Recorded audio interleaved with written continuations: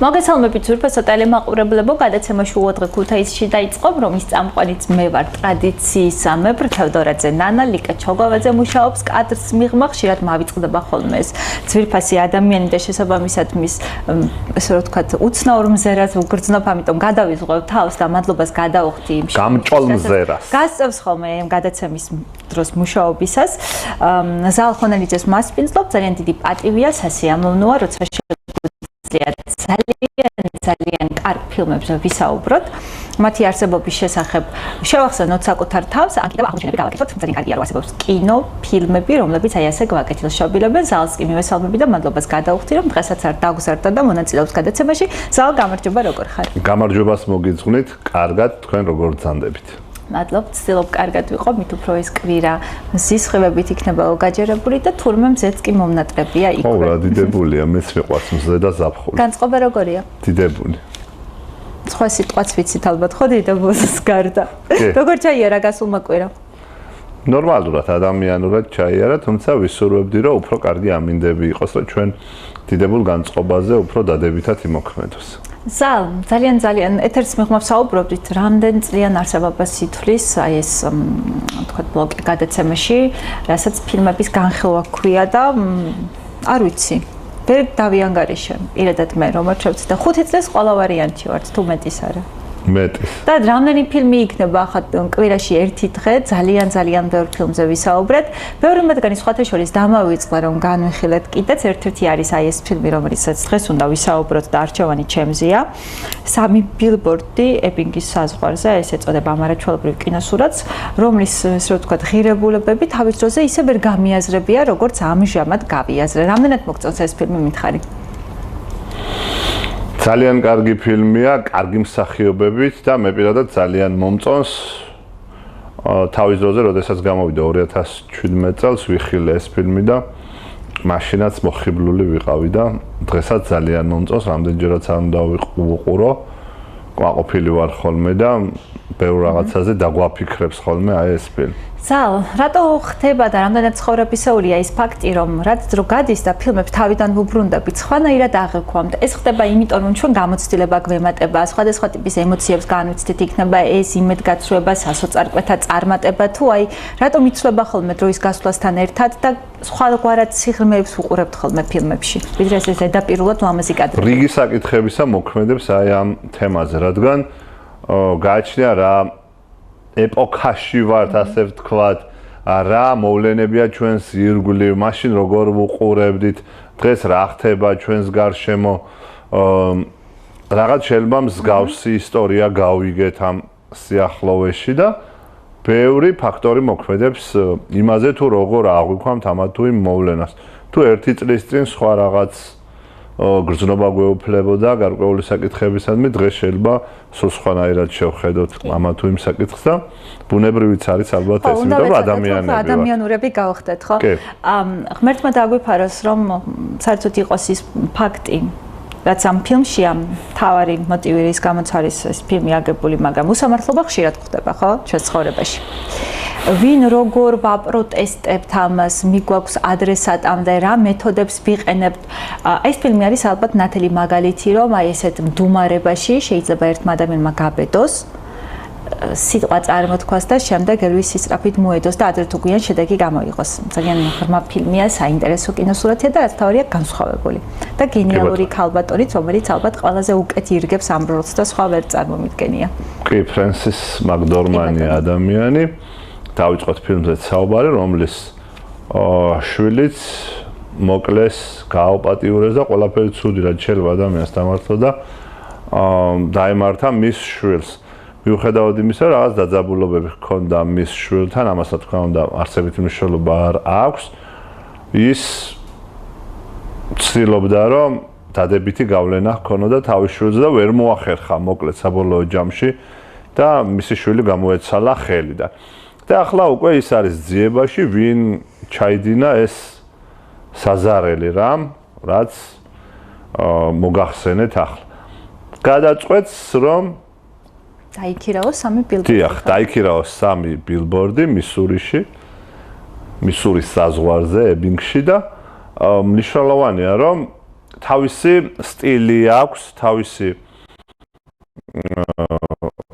გადაწყვეტილება არის ის, რომ იბრძოლოს უსამართლობის წინააღმდეგ, ან იმსავარაუდო უსამართლობის წინააღმდეგ, თუ ის რომ პოლიცია სათანადოდ არ იძიებს იმ საკითხს, რაც უდიდესი ტრაგედია არის აი ამ ოჯახისთვის და აი ამის გამო რომ მან ყველას მიაწვდინოს ხმა და ზემოქმედება მოახდინოს თუნდაც პოლიციის განყოფილების წარმომადგენლებზე აკეთებს მსგავს რამეს ის დაიქირავებს 3 ბილბორდს და ამ ხელს გულგრილობაში ზოგადად საზოგადოებას პოლიციასთან ერთად.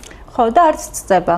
თუ დავინახავთ რა ხდება ამ პოლიციაში და განყოფილებაში არის სრული ქაოსი. ეს ჩემი მოსაზრება ყოველ შემთხვევაში და არ იბრძვიან ხო ისინი რომ გამოაშკარავონ სიმართლე და ძალიან გულგრილები არიან თუნდაც აი ამ მაგალითისადმი რომელიც ერთ-ერთი ალბათ სასტიკი მკვლელობა იყო იმ რეგიონში. აი ამ ფილმის სრულობის დროს და დასაწყისში აღნიშნოთ მოდით მეტად გულგრილად უდგებიან აი ამ საკითხს და ფილმის სრულობის დროს უფრო მძაფრდება გრძნობა იმისა რომ ყველა ადამიანი შეიძლება რაღაც დონეზე მოვიდეს აზრზე, უფრო შეიცვალოს დამოკიდებულება და უფრო გაამახვილოს იმ საკითხებზე ყურადღება, რომელზეც ის არ კონცენტრირდებოდა. ამიტომ მე ვფიქრობ, რომ ადამიანმა დედამ მით უმეტეს, როდესაც აირჩია ბრძოლის ეს ხერხი, საბოლოო ჯამში ეფექტური აღმოჩნდა. კი, ეფექტური აღმოჩნდა, თუმცა ძალიან ბევრი დაბრკოლების გადალახვა უძავს მას. საგულისხმოა ის ფაქტიც, რომ ის ლოკაცია, საზღვარი, სადაც ეს 3 ბილბორდი არის განლაგებული, არ არის ხო ისეთი ხალხმრავალი ადამიანების თავშეყრის ადგილი. თუმცა ალბათ ეს არის ნათელი მაგალითი და რეჟისორის ჩანაფიქრი, რომ სადაც არ უნდა, საიდანაც არ უნდა ვეცადოთ, ხმა მივაწვდინოთ, თუ კარგად ვირით. თავის შედეგს გამოიღებს, ხო?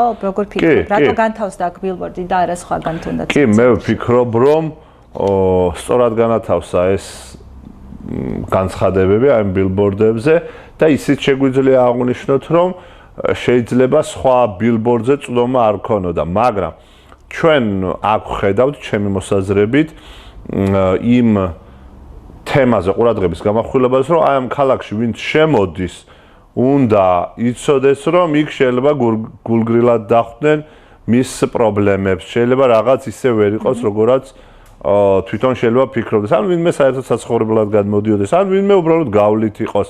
ყველამ უნდა იცოდეს ის ფაქტი, რაც მოხდა და როგორაც მოექცნენ აი ამ ადამიანს და შემდეგ რა გულგრილობის მსხვერპლი გახდა ზოგადად ეს გოგონაც და ეს მთლიანად ოჯახი. მე მგონია, რომ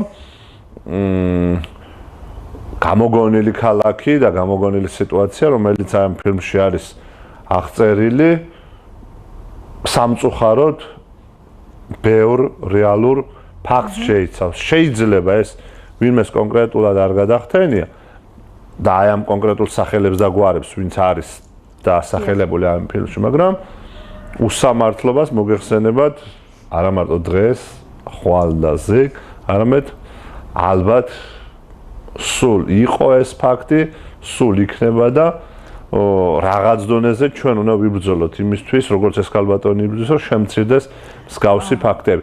შეიძლება დანაშაული ახლა იმ დონეზე ვერ შევამციროთ, მაგრამ დამოკიდებულება უკვე მომხდარი ფაქტისადმი და ცდა იმისა, რომ ეს საქმე გამოძიებული იქნას და სწორად იქნას გამოძიებული, ამას არაფერი უდგას წინ.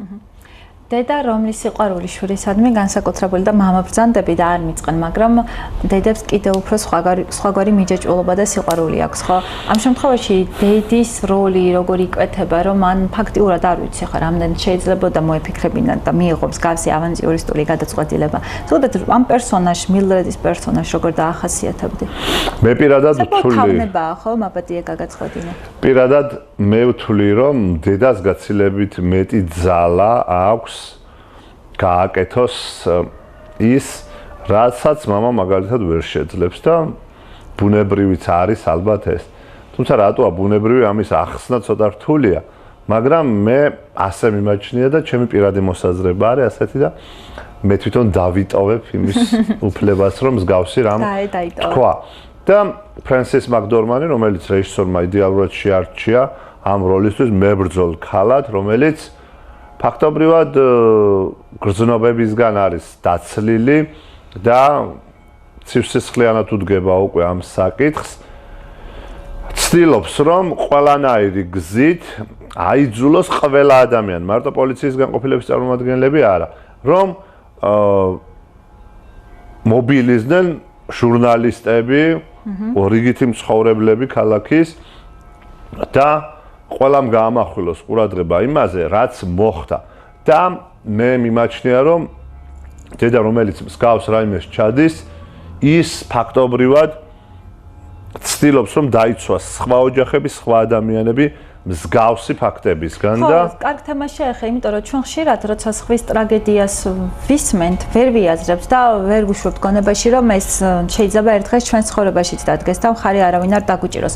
ალბათ ეს ყოველდღიურობაში ადამიანებს ამის გააზრება რთულია, რა თქმა უნდა, რთულია და როგორც თქვენთვის, ასევე ჩემთვის და ნებისმიერისთვის. ადამიანისთვის სხვისი ჭირი ღობეს ჭხირი, კონკრეტული სუსტი გამონათქვამია ქართული, როდესაც სხვის პრობლემებს ხედავს, სხვაგვარად უყურებს, ხოლო საკუთარ თავზე დატეხილ უბედურებას უკვე სხვაგვარად აღიქვამს და აი ამ ფილმში კარგად ჩანს სხვა ადამიანების დამოკიდებულება, სხვა ადამიანების ინტერესი და მოდი დაუბრუნდეთ ახლა ადამიანს, რომელიც ბილბორდებს აქირავებს მაგალითად და გარისკა თუ არა მანაც, როგორ ფიქრობ და შეეძლო უარი. მე ვფიქრობ, რომ თავიდან ის ვერ იაზრებს იმ სიტუაციის სირთულეს, რომელშიც აღმოჩნდა.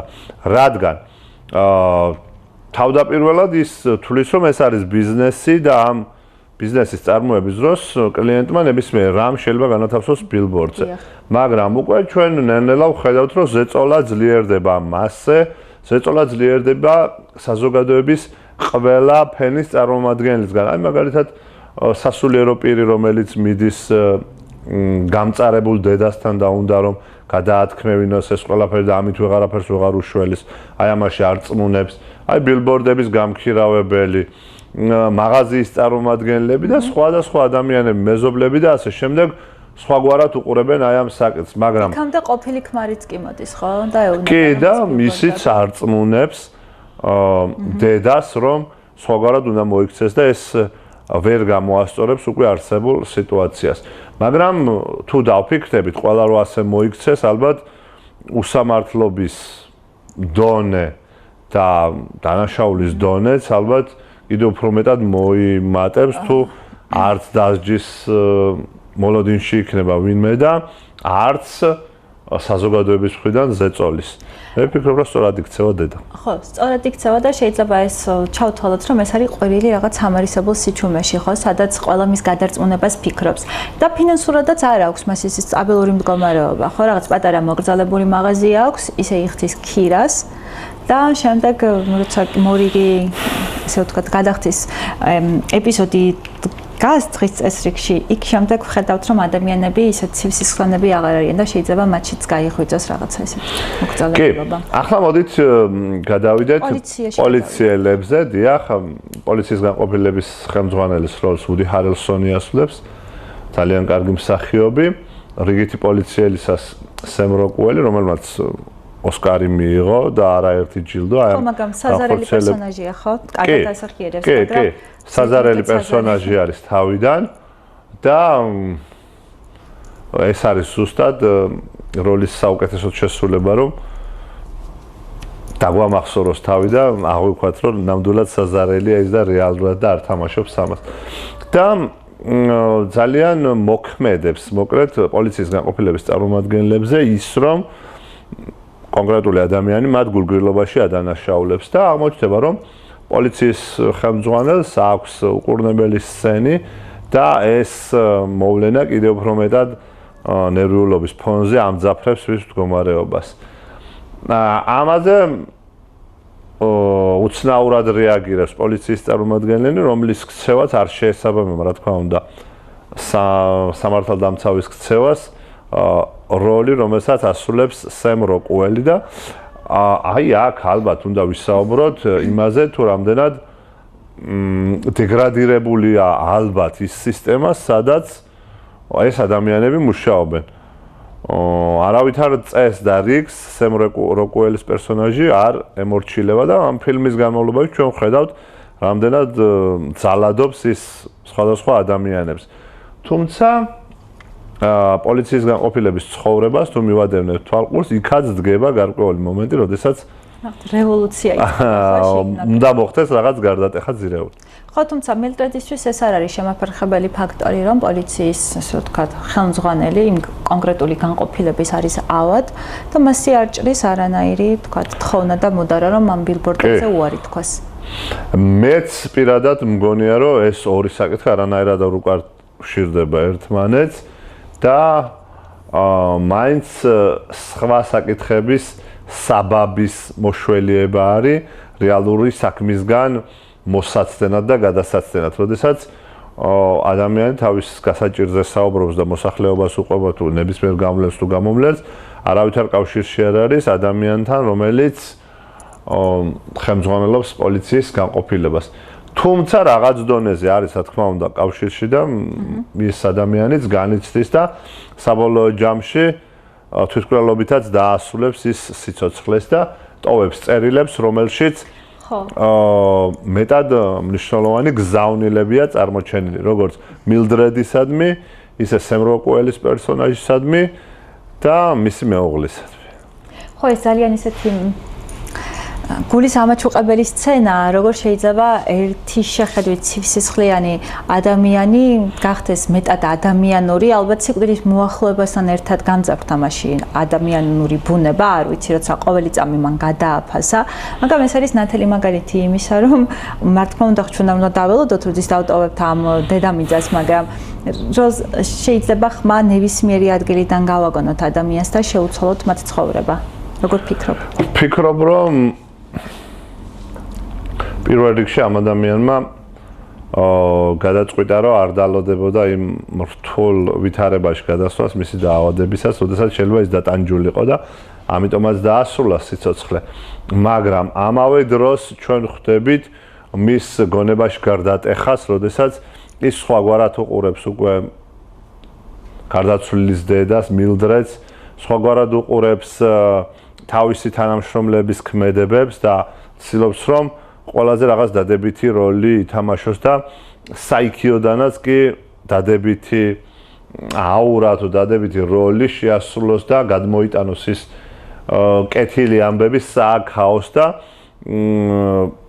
საბოლოო ჯამში ხვდებით, რომ ის დადებითი პერსონაჟია და თურმე და გარდაიქმნა ის და ამ ყველაფერში დამნაშავე ბრჭყალებში არის მილდრედი, რომელმაც შეაფხიზლა საზოგადოება და ყველა აბსოლუტურად მის ირგვლივ ემპათიით განაწყო ამ საქმისადმი და ზოგადად მისდამი. ამიტომ ჩვენ როდესაც საუბრობთ, რომ რაღაცას არ აქვს აზრი და რაღაცა ბრძოლა, რომელიც წამოვიწყეთ და ძალიან მიზერული იმედი გვაქვს იმისა, რომ გავიმარჯვებთ, აბსოლუტურად ყველა ბრძოლას აქვს აზრი. რადგან თუ ვიბრძვით სიმართლისთვის და სამართლიანობისთვის, როდესღაც მაინც დადგება ეს შედეგი. კარგი, მილდრედს ყავს კიდევ ერთი შვილი, ხო? ბიჭი. როგორი არის მათი დამოკიდებულება, დიალოგები და ასე შემდეგ? და ზოგადად როგორ ფიქრობ, მილდრედი როგორც დედა, როგორი დედა?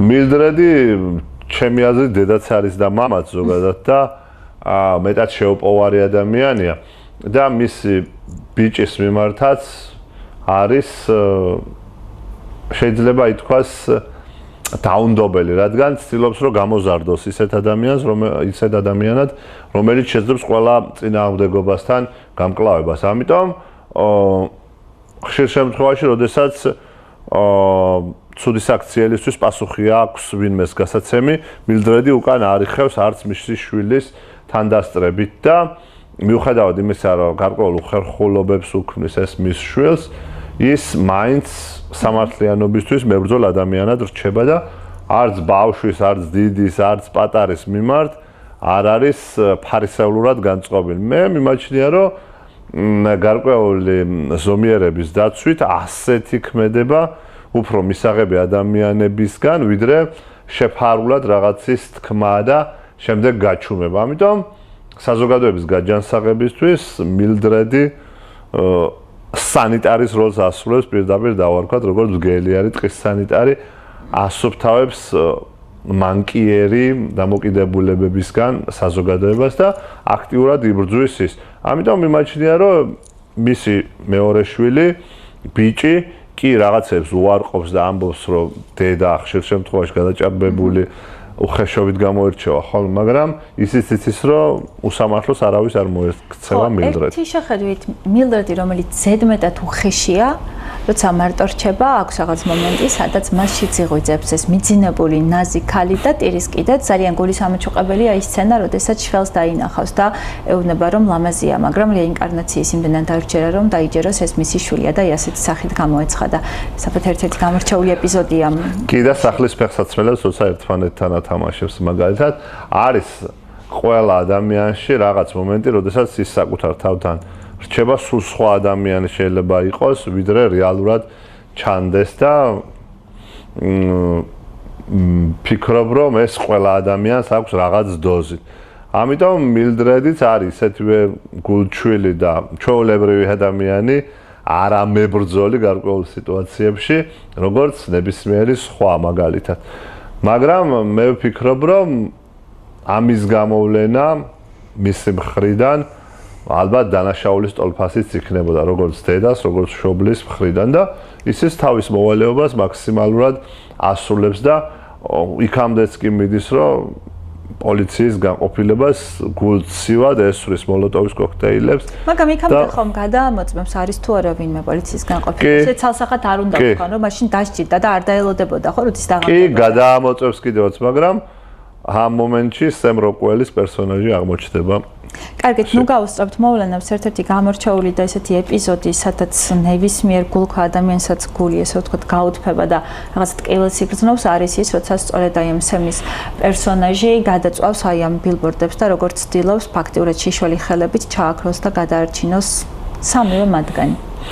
კი, ჩვენ აი ამ ფილმში ოსკაროსანი მსახიობი გვყავს სემ როკუელი, რომელიც იდეალურად გარდაიქმნება გულგრილი და თავხედი ადამიანიდან მოსიყვარულე, მზრუნველ და კეთილშობილ ადამიანად, ну, შესაძლებლობების ფარგლებში და ხედავთ, რომ ის დაწვავს ბილბორდებს, რომელიც ითვლება, რომ ვუდი ჰარელსონის პერსონაჟის სიკვდილის მიზეზიც გახდა.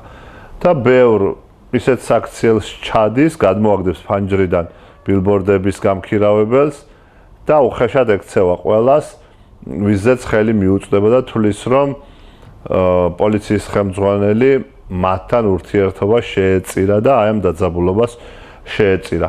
ამ შემთხვევაში ჩვენი პოლიციის ხელმძღვანელი დაწერს წერილს, რომელიც სემ როკუელის პერსონაჟი მეტად დადებითად იმოქმედებს და ის ეუბნება, რომ ბრაზი, რომელიც მასში ცოცხლობს და ცხოვრობს, უნდა დაიძლიოს მისი მხრიდან და უფრო კარგი პოლიციელი გახდება და უფრო კარგი ადამიანი. ზალო, გჯერა რომ უბრალოდ ეს ფილმის სიუჟეტს მოუხდებოდა თუ ფიქრობ და დარწმუნებულიც ხარ იმაში, რომ ერთ სწორად ნათქვამ სიტყვა შეუძლია ადამიანი გარდაქმნას როგორც დადებითისკენ, ასევე უარყოფითისკენ. თუ ეს უბრალოდ ფილმებში ხდება ასე და რეალურ ცხოვრებაში გაცილებით სხვაგვარადაა ყველაფერი. ფიქრობ, რომ რეალობაში ხდება ასე. შეიძლება უფრო რთულად, ვიდრე ვთქვათ ფილმში შეიძლება იქნას წარმოჩინებული, რადგან ფილმში მოკლე ქრონომეტრაჟია და უცებ უნდა რეჟისორს ყველაფრის ჩვენება. მაგრამ ჩვენ ცხოვრებაშიც რა თქმა უნდა არიან ადამიანები და არის ის სიტუაციები, რომელიც ჩვენს გარდაქმნას ახერხებს უარყოფითის თუ დადებითის მხრივ.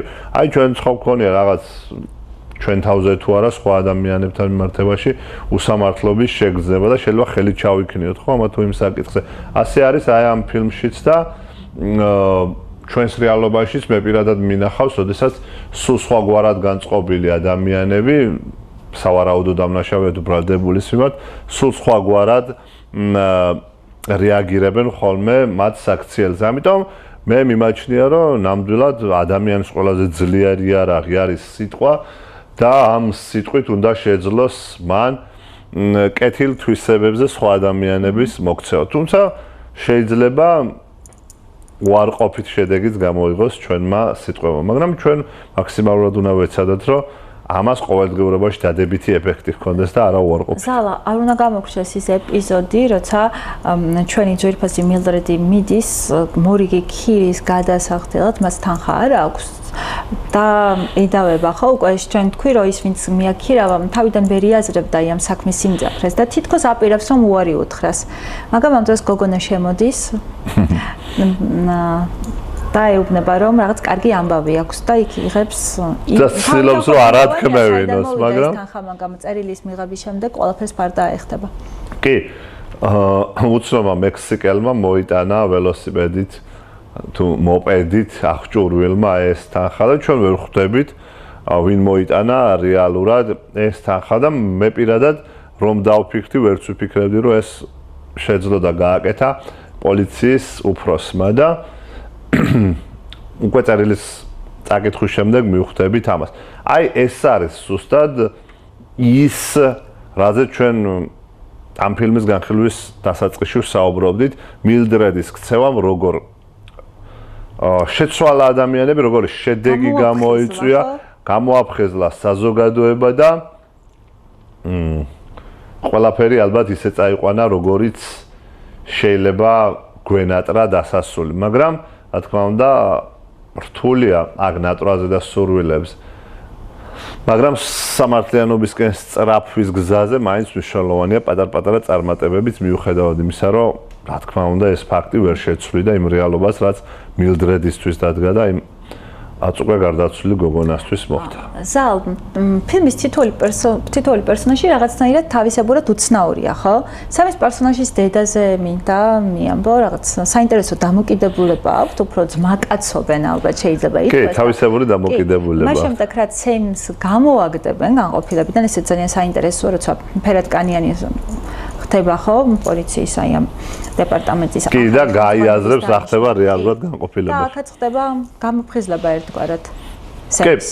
და დედის დიალოგი, როგორც ცდილობს რომ აღადგინოს რჩევები მის შვილს, რომ დაბრუნდეს თავის პოსტის. დაელაპარაკე გაესაუბრე ხელმძღვანელს, აუხსენი რა ხდება და მაგ ჩანს რომ სემ როკუელიც ცდილობს რომ რაღაც დონეზე შეიცვალოს თვითონ იმდენს აღარ სვამს როგორც მანამდე და დედას თითქოს ის არ უსმენს და თითქოს ის ეწინააღმდეგება მას და არ ითვალისწინებს მის აზრს, მაგრამ რეალურად ჩანს რომ დედის აზრს ყოველთვის ის უდიდეს მნიშვნელობას ანიჭებს და ხშირ შემთხვევაში ეხუმრება კიდეც ხოლმე რომ შუბლს გაგიხრეთ დამანებე თავი, ნუ მე პასუხები და ასე შემდეგ.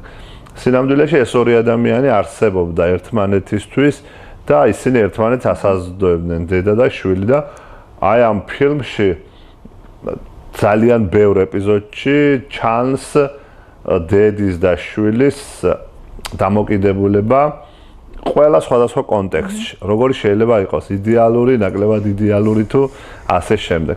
ამიტომ მე მიმაჩნია რომ სემ როკუელის დედაც აი ამ ფილმში იმსახურებდა ჯილდოს და საერთოდ ბევრი მსახიობი ამ ფილმში და ბევრი ადამიანი როლის შემსრულებელი იმსახურებდა რეალურ ჯილდოს და ზოგადად უნიკალური ფილმია, როდესაც ასეთი სახასიათო როლი აქვს თითქმის ყველა პერსონაჟს. კი, ზალ, ალბათ ეს არის ბუმერანგის პრინციპი, როდესაც სემი მილდრედი გადაწყვეტს, რომ ეს პოლიცია გადაწყვას.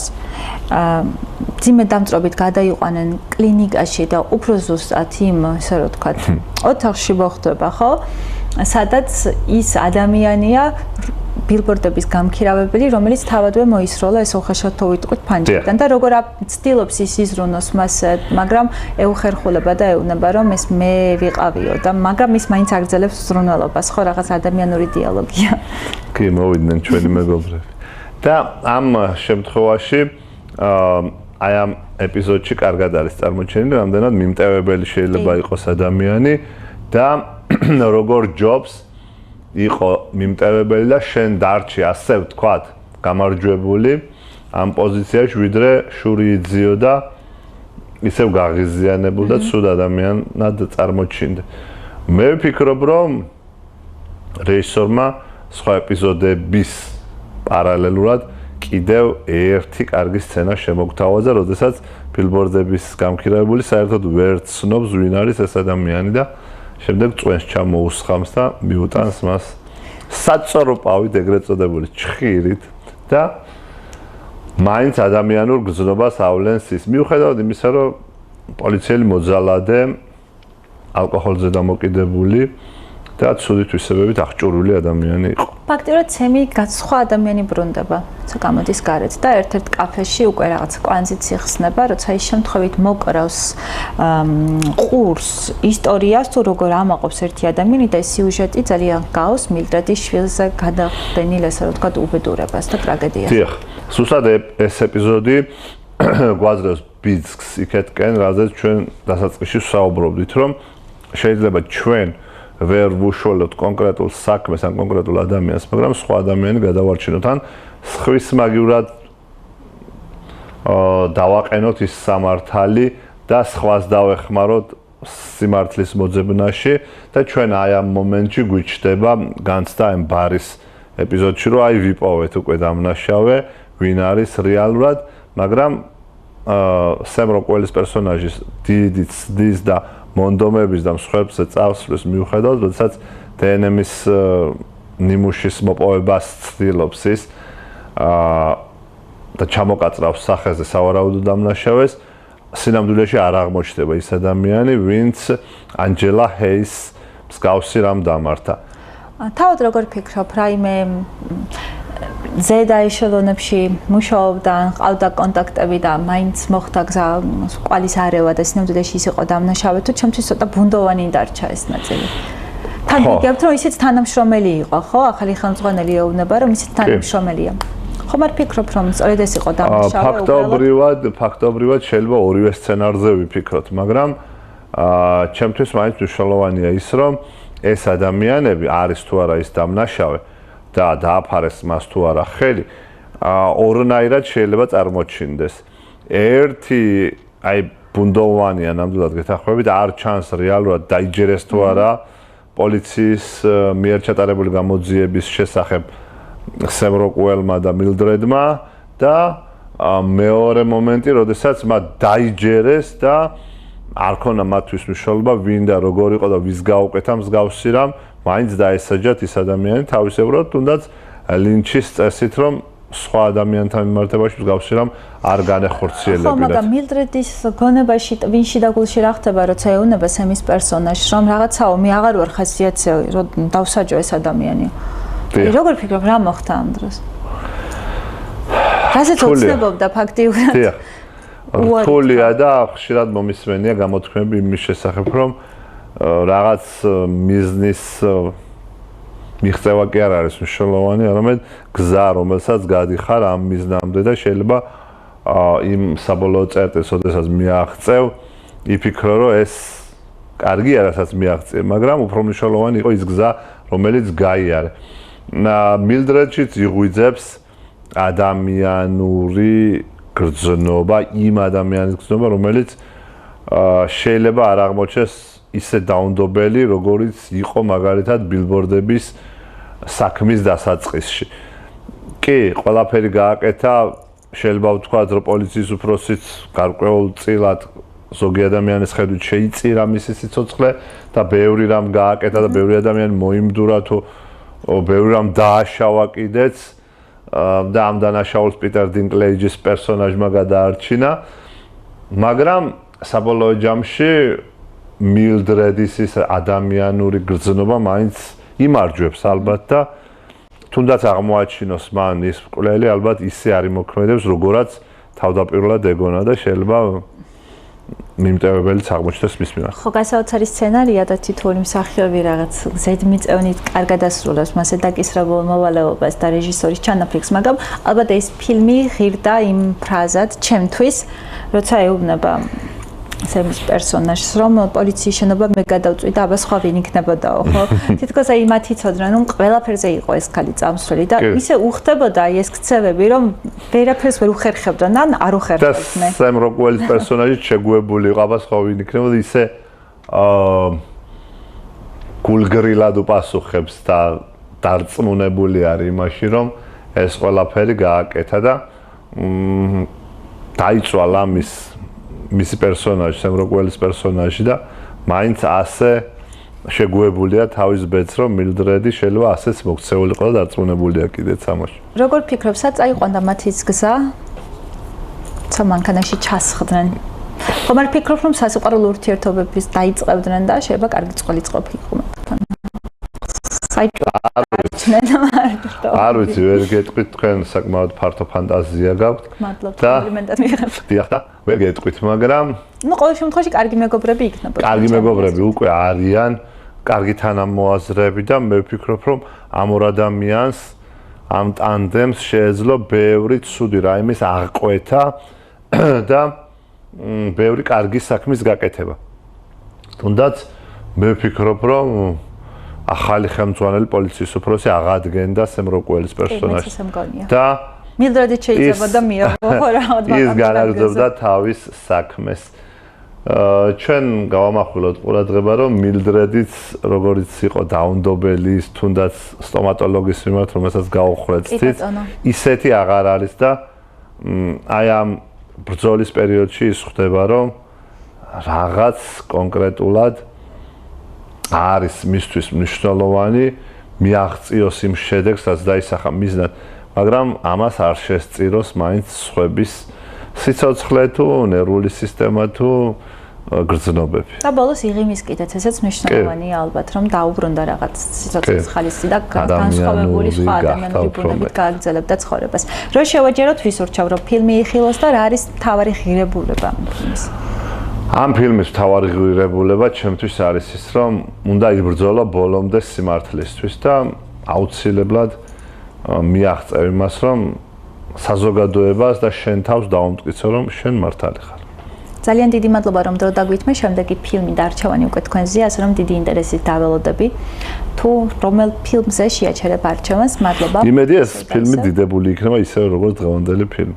კი, დარწმუნებული ვარ, იმიტომ რომ როგორც თქვენ ამბობთ, არ არსებობს ალბათ ფილმი, სადაც რაიმე გზავნილი არ იმალება, ეს დამოკიდებული ალბათ ჩვენზე, ხო?